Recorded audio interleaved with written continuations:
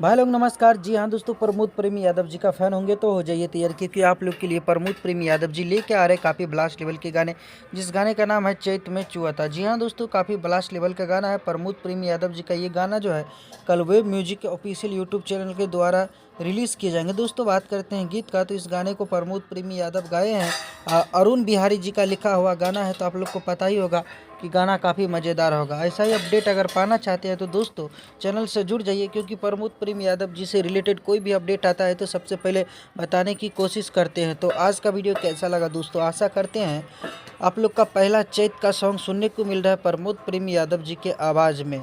तो आज का वीडियो में गैस इतना ही था। मिलते हैं फिर से एक नेक्स्ट वीडियो के साथ, तब तक के लिए अपना ख्याल रखिएगा और आप लोग देखते रहिएगा Bhojpuri chip official YouTube channel.